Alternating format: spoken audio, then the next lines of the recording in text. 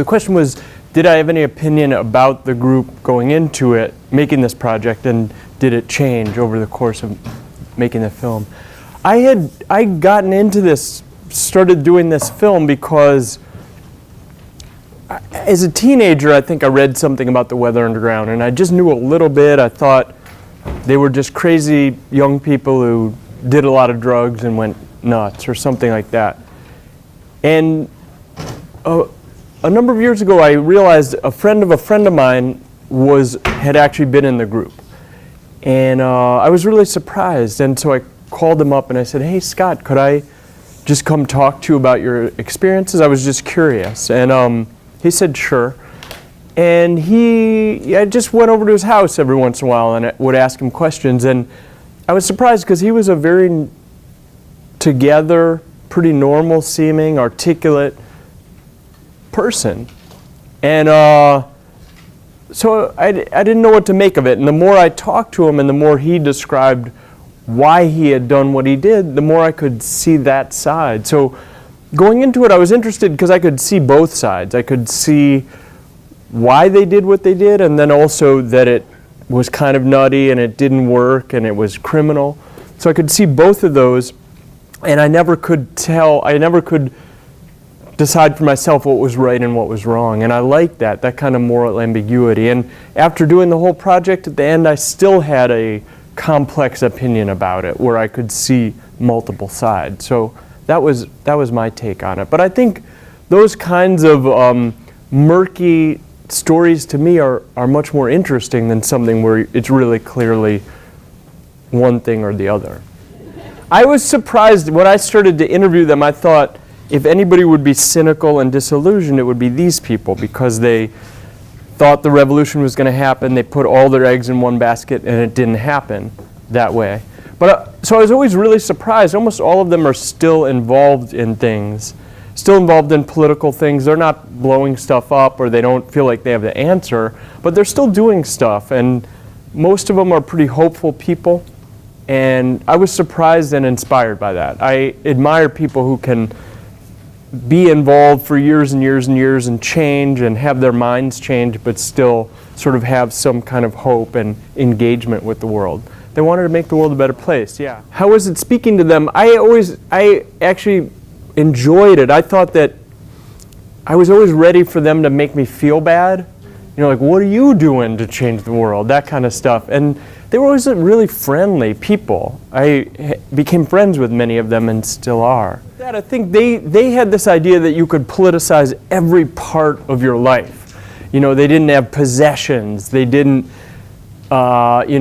make their own decisions. And they even thought you could politicize sex, which I think everybody, once you reach a certain age, realize that's kind of crazy, and there's certain parts of everybody's life that are not political, or are political but not in that sense. So I think all of them now kind of like are sort of horrified by that part of what they did.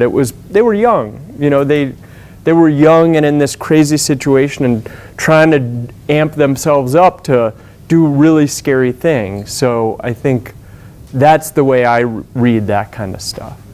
Lately I've been doing these projects that it's like a movie, but it only happens live. So the film gets projected on the screen and I narrate it in person and a band does a live soundtrack. So it's kind of a movie, but you just can't watch it at home on your computer. You got to come to a theater and see it that way. And there are a lot of different reasons why I like that form, but it's definitely different. This is weird because its own thing, because you make a movie and it goes out in the world and people are watching it and it's on Hulu with ads in it, and you know, it's just sort of out in the world without you really even being able to be involved or know about it. And this live stuff I'm doing is different because it only happens when we're there. So it's a much different way of making a film and having it be in the world. But these days I kind of like that, because I don't know about you guys, but I watch movies sometimes in really,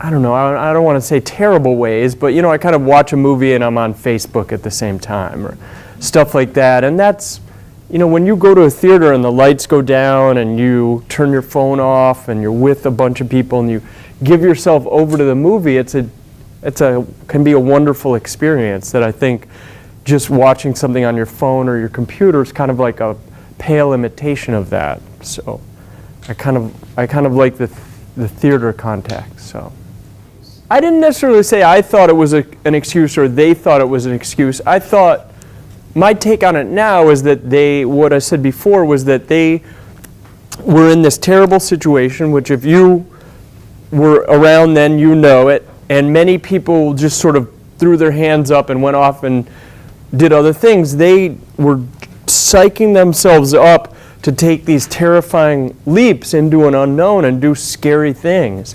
And hold on one sec. And so that was how they were trying to come to terms with it. I don't know. There are probably many people who just like the sex and drugs. I don't know each case, but I think in general with them, that was what was happening. But, you know, different people have different opinions about that. But there wasn't just... I mean, many people